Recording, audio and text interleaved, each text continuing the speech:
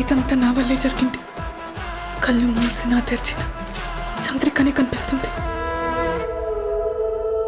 Download and subscribe to ETV Win.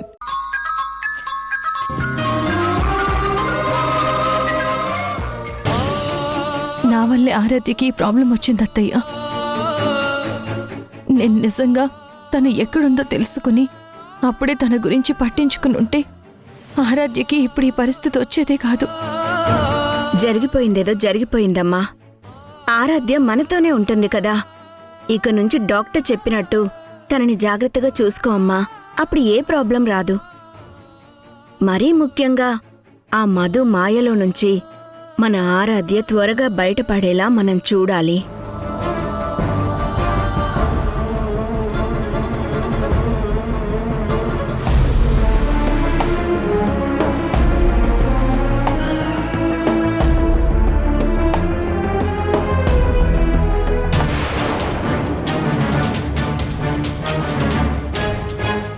ఈవిన్ని ఎక్కడో చూశానే. ఎక్కడ చూశాను?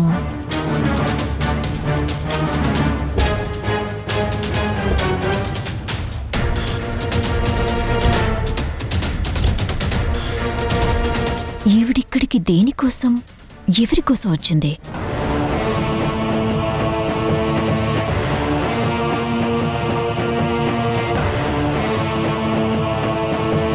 నాకు ఏదో డౌట్గా ఉంది. క్లారిఫై చేసుకోవాలి. మధు, అటెక్కడికి? ఆరాధ్య దగ్గరికి వెళ్దాం రా తేజ. ఇప్పుడు ఆరాధ్య దగ్గరికి ఎందుకు? చెప్తాను రా.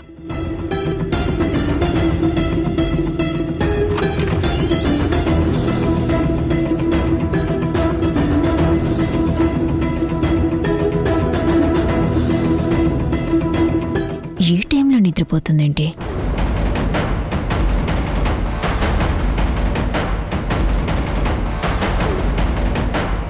అమ్మా ఆరాధ్య,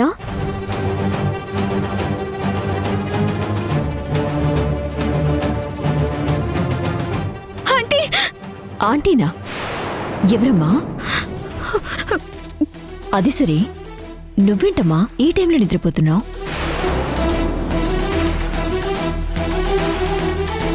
ఆరాధ్య, ఎవరి కోసం చూస్తున్నావు? అదేనమ్మా, మా అమ్మ బెస్ట్ ఫ్రెండ్ నా దగ్గరకు వచ్చింది. నాతో చాలా బాగా మాట్లాడింది కూడా. ఆవిడ పేరు కరుణ అని చెప్పింది.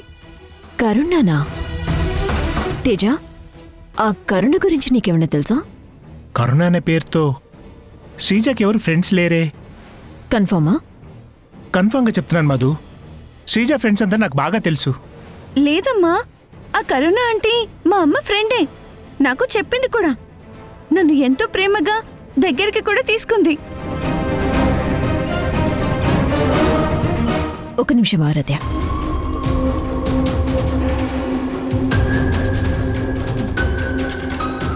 ఆరాధ్య, నీ దగ్గరకొచ్చి మాట్లాడింది ఈ ఆంటీనే కదా? అవును, ఈవిడే మా అమ్మ ఫ్రెండ్. ఎందుకమ్మా నవ్వుతున్నావు? ఈవిడ మీ అమ్మ ఫ్రెండ్ కదమ్మా, ఫేమస్ సైకాలజిస్ట్. ఒక ఫేమస్ సైకాలజిస్ట్ అయ్యిండి మన ఇంటికొచ్చి ఆరాధ్యని కలిసి మరి మీ అమ్మ ఫ్రెండ్ని అని ఆవిడ ఎందుకు అబద్ధం చెప్పింది మధు? పర్సనల్గా ఆరాధ్యని కలవాల్సిన అవసరం ఆవిడకేంటి? ఇంకా నీకు అర్థం కాలేదా తేజ? ఇదంతా ఆ సింధు ప్లాన్.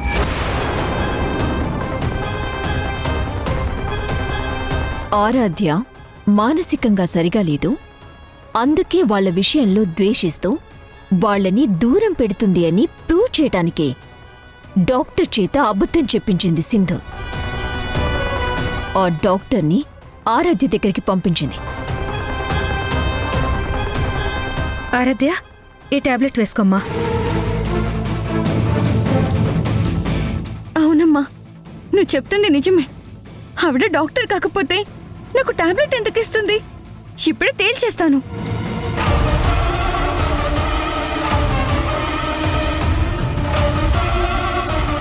సింధు, ఆరాధ్యకేదో ఫేవర్ చేద్దామని నీ గొయ్యి నువ్వే తవ్వుకుంటున్నావు.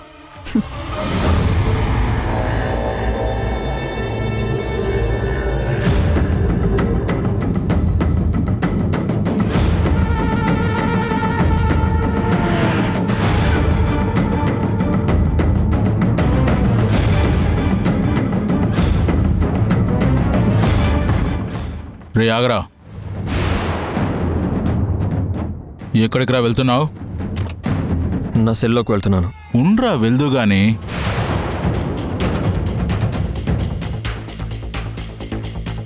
అన్నా, జనాల్ని మోసం చేసి కోట్లు కొట్టేసినాడు వీడేనా అన్నా? ఈడేరా. హేరా, అసలు అన్ని కోట్లు జనాల దగ్గర ఎలా కొట్టేశావురా? మేము ఎన్ని దొంగతనాలు చేసినా, ఎన్ని మర్డర్లు చేసినా అన్ని కోట్లు రావు కదరా. ఆ ట్రిక్ ఏంటో మాకు చెప్పరా? బయటికి వెళ్ళాక మేము ట్రై చేస్తాం. ఏరా,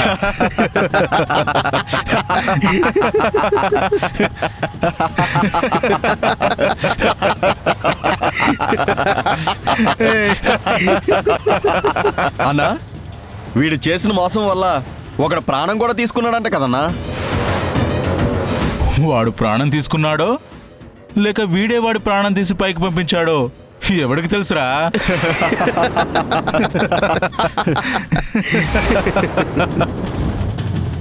చెప్పరా, వాణ్ణి నువ్వే పైకి పంపించావా? చెప్పరా.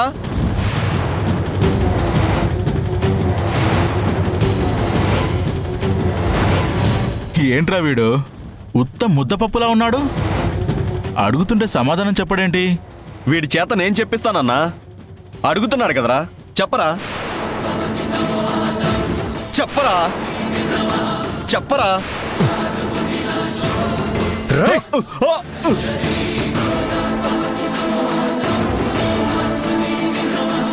రేయ్, మా వాడిని తోస్తావురా నిన్ను? అన్నా జైలర్ గారు,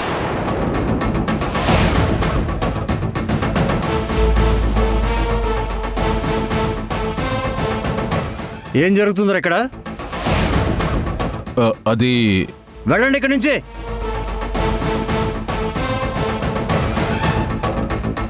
రండ్రా.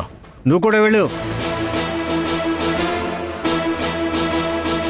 నిన్నే వెళ్ళమనేది, ఇంకా నిలబడ్డావేంటి?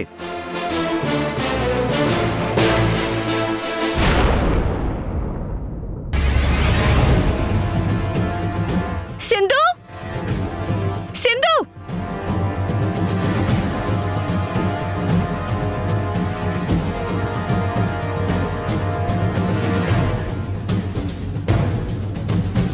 అమ్మ ఆరాధ్య, ఏమైంది? ఎందుకమ్మా అంత గట్టిగా అరిచావు? ఇందాక నా రూమ్కి వచ్చి నాతో మాట్లాడి వెళ్ళింది డాక్టరే కదా?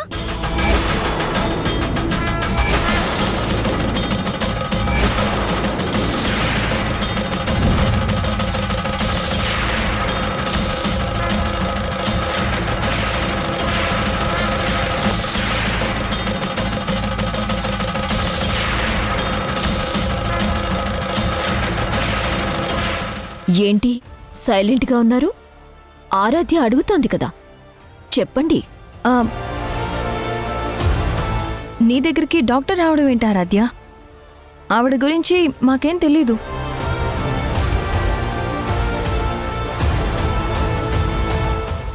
ఇంతకీ ఆవిడెందుకొచ్చిందమ్మా నీ దగ్గరికి? అబ్బబ్బబ్బబ్బబ్బబ్బా, అత్తాకోడలు కలిసి ఏం యాక్టింగ్ చేస్తున్నారు? ఏం తెలియనట్టు మీ డ్రామాలాపి మర్యాదగా నిజం చెప్పండి. మధు, ఇందులో నీ జోక్యం అనవసరం. వెళ్ళిక్క నుంచి. ఆరాధ్య నా కూతురు. తన దగ్గరికి ఎవరో వచ్చి మాట్లాడి వెళ్తే వాళ్ళ గురించి తెలుసుకోవాలనుకోవటం నాకు అనవసరమా?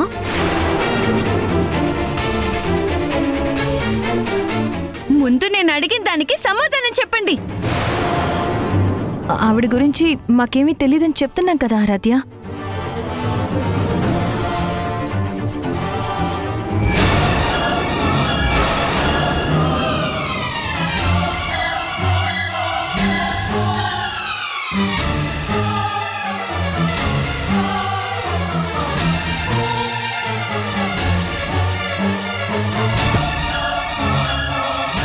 ఆరాధ్య మీద బొట్టేసి చెప్పు. వచ్చింది డాక్టర్ కాదా? ఆ డాక్టర్ని పిలిపించింది నువ్వు కాదా? చెప్పు.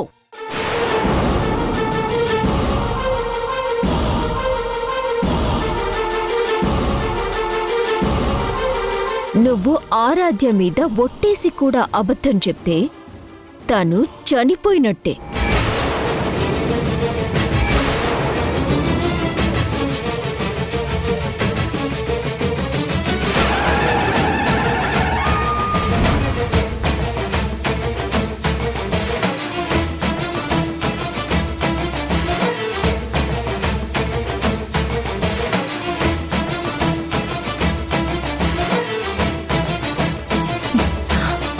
అవును, వచ్చింది డాక్టరే.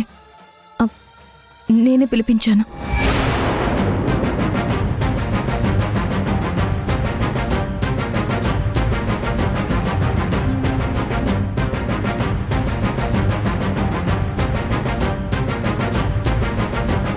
ఎందుకు డాక్టర్ని తీసుకొచ్చావు? నాకేమైందని నన్నేం చేద్దామనుకుంటున్నావు?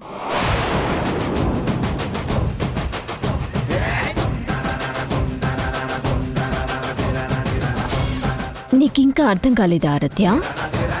నీ మెంటల్ కండిషన్ సరిగా లేదని, నీకు పిచ్చి పట్టిందని ప్రూవ్ చేద్దామని ప్లాన్ చేసి ఆ డాక్టర్ని పిలిపించింది మీ పిన్ని.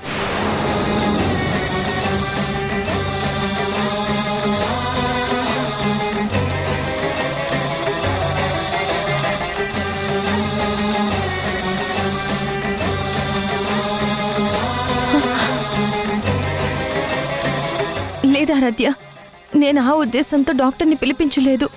నీ ప్రాబ్లం ఏంటో తెలుసుకుందామని పిలిపించాను. చల్లే ఆపు.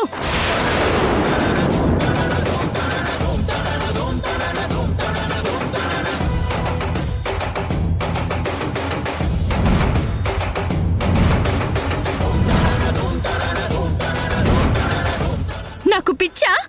నేను పిచ్చిదాన్నా? నేను పిచ్చి పిచ్చిగా ప్రవర్తిస్తున్నానా? నాకు లేని ప్రాబ్లం నువ్వు క్రియేట్ చేయాలనుకుంటున్నావా? అయ్యో అమ్మా ఆరాధ్య, నువ్వు టెన్షన్ పడకమ్మా, కూల్గా ఉండు.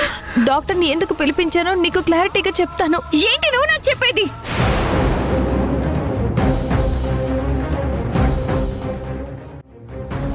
మా అమ్మ లేక అయిన వాళ్ళు ఉండి కూడా నాకు కాకుండా పోయారని నేను బాధపడుతుంటే దాన్ని కూడా ఇలా నీ స్వార్థానికి వాడుకుంటావా? పక్క వాళ్ళ ఫీలింగ్స్ తో ఆడుకోవడమేనా నీ పని? ఆల్రెడీ నా కూతుర్ని దూరం పెట్టి తనని పట్టించుకోకుండా అనాథని చేసి ఇన్నేళ్లు ఒంటరిగా ఉంచారు. ఇప్పుడు నా కూతురు పిచ్చిదని ప్రూవ్ చేసి ఏం చేద్దామని, ఇంకేం సాధించాలని నువ్విలా చేసావు సింధు? హే, ఆరాధ్యని పిచ్చిదని నువ్వు పదే పదే అంటే నేను ఊరుకొని చెప్తున్నాను. నా కూతుర్ని పిచ్చిదాన్ని చెయ్యాలని ప్లాన్ చేసిందే కాకుండా నేను ఆ మాటంటే నీకు కోపం వచ్చిందా? ఆరాధ్య మిమ్మల్ని ద్వేషిస్తుందని, మీ మీద తనకి ప్రేమ కలిగేలా చేయటం కోసం ఏదో తన మీద గొప్ప కన్సర్న్ ఉన్నట్టు దొంగ నాటకాలు ప్లే చేస్తున్నావా?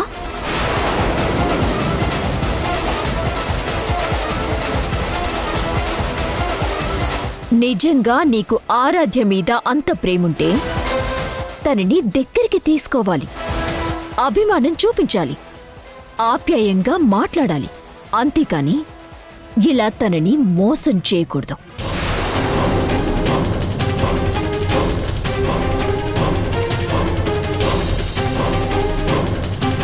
నేనొక గంట బయటికి వెళ్తే నా కూతుర్ని మాయ చేసి మీ వైపుకి తిప్పుకోవాలనుకుంటున్నారా? అసలు నేను ఇలా అవ్వడానికి కారణం మీరే.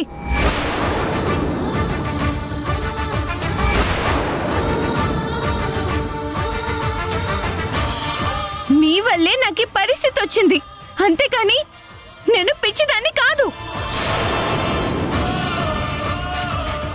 మీరేం చేసినా, నా మీద ప్రేమ ఉన్నట్టు నటించినా మీరంటే ఎప్పటికీ నాకు ఇష్టం కలగదు.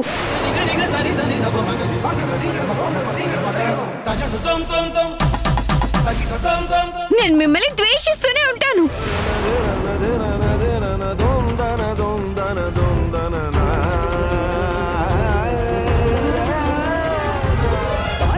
ఆరాధ్య,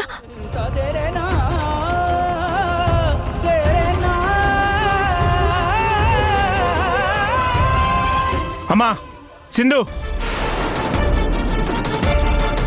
మీరు దయచేసి నా కూతురు జోలికి రాకుండా ఉంటేనే మంచిది. తన్ని ప్రశాంతంగా ఉండివ్వండి. ఇలాంటి పిచ్చి పనులు చేసి తన మనశ్శాంతిని పాడి చేయకండి ప్లీజ్.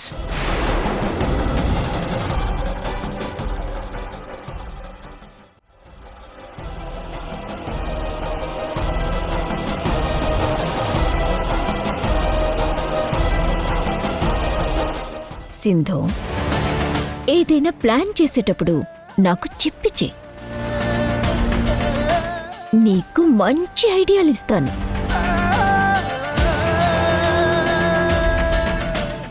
ఏంటి, ఆరాధ్యని బాగు చేద్దామనుకుంటున్నావా? నేనుండగా అది మీ వల్ల ఎప్పటికీ కాదు, కానివ్వను.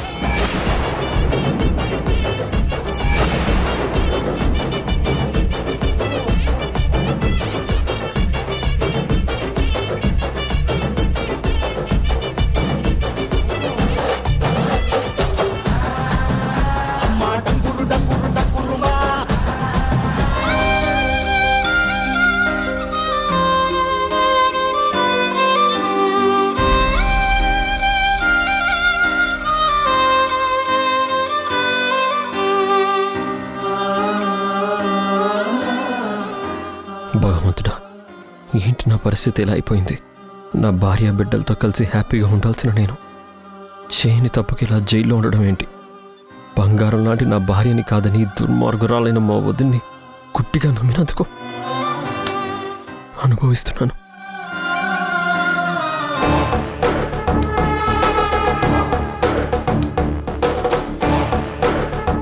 గుణ, సార్ నీకంతా చెప్పారనుకుంటాను. చెప్పారు. ఈరోజు నైటు మేము ఎలాగైనా యష్గాడి సెల్లకు వెళ్ళాలి. దానికి కావలసిన ఏర్పాట్లు నువ్వే చేయాలి. అలాగే చేస్తాను.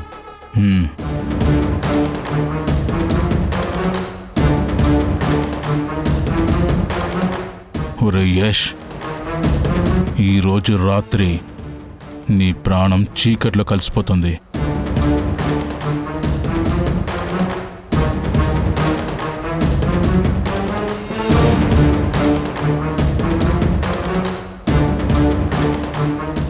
భయ్యా, స్వీట్ తీసుకో. వద్దు. పర్లేదు భయ్యా, తీసుకోండి. ఇప్పుడు ఎందుకు స్వీటు? నాకు పాప పుట్టింది భయ్యా. నా భార్య ప్రెగ్నెంట్గా ఉన్నప్పుడు రిమాండ్ ఖైదీగా శిక్ష పడి జైలుకి వచ్చాను. ఈ 9 నెలల్లో నా భార్య ఎంత నరకం అనుభవించిందో. భర్త తోడు లేకుండా భార్య బ్రతకడం కష్టం భయ్యా. నేను త్వరగా విడుదలవ్వాలని ఆ దేవుణ్ణి వేడుకోని క్షణం లేదు. కరెక్ట్గా నాకు బిడ్డ పుట్టినరోజే నేను జైలు నుంచి రిలీజ్ అవుతున్నాను. ఇక నా బిడ్డకి తండ్రి లేని లోటు ఉండదు భయ్యా. తీసుకో భయ్యా.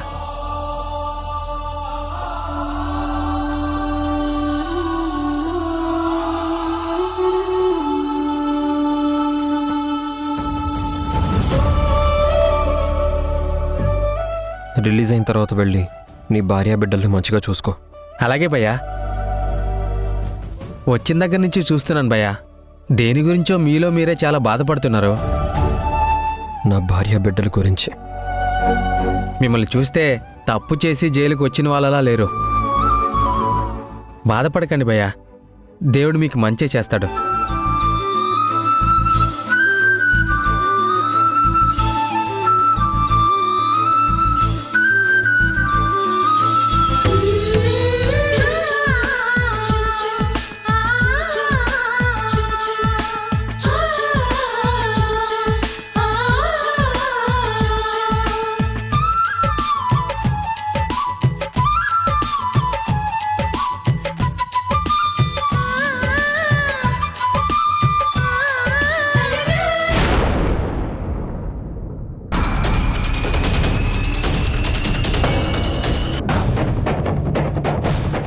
తేజ,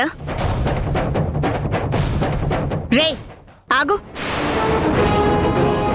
అసలు ఇంట్లో ఏం జరుగుతుందో, నీ కూతురి పరిస్థితి రోజు రోజుకి ఎలా మారుతుందో ఒక్కసారైనా పట్టించుకోవాలని నీకు అనిపించడం లేదారా? నీ పెళ్లంతో పాటు నువ్వు కూడా మా మీద పగ సాధిస్తున్నావు కదరా? నీకు ఒక్కగానొక్క కూతురు ఆరాధ్య. దాని జీవితం ఏమైపోతుందో కూడా ఆలోచించలేని స్థితిలో ఉన్నావేంట్రా నువ్వు? అసలు హాస్టల్లో ఉన్న ఆరాధ్యని నువ్వు నీ పెళ్ళాం కలిసి ఇక్కడికి ఎందుకురా తీసుకొచ్చారు? దాని జీవితం బాగు చేయటానికా లేక నాశనం చేయటానికా?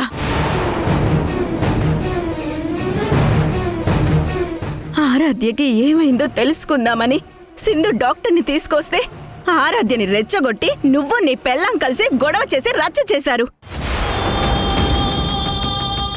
అసలు ఆరాధ్య గురించి డాక్టర్ ఏం చెప్పిందో తెలుసా నీకు? ఏం చెప్పిందమ్మా? ఆరాధ్య చాలా డిప్రెషన్లో ఉందంట. తనకి యాంగ్జైటీ ఇష్యూస్ ఉన్నాయట.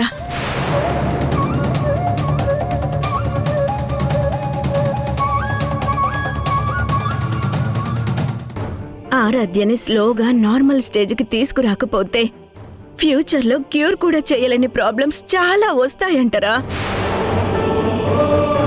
ఆరాధ్య నీ పెళ్ళని చెప్పినట్టుగా ఇలాగే వింటూ పోతే చివరికి అది ఎటూ కాకుండా పోతుందిరా.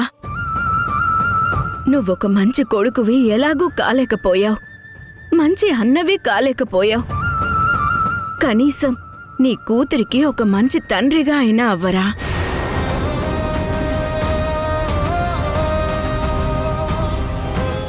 ఆరాధ్యకి తండ్రిగా ఓ గొప్ప బంగారు భవిష్యత్తుని అందించరా.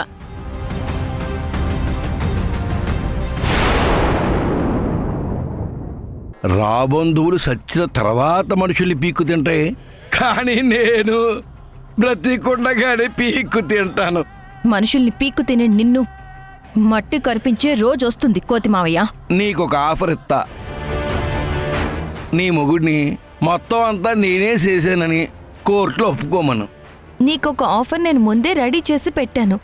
ఏటది?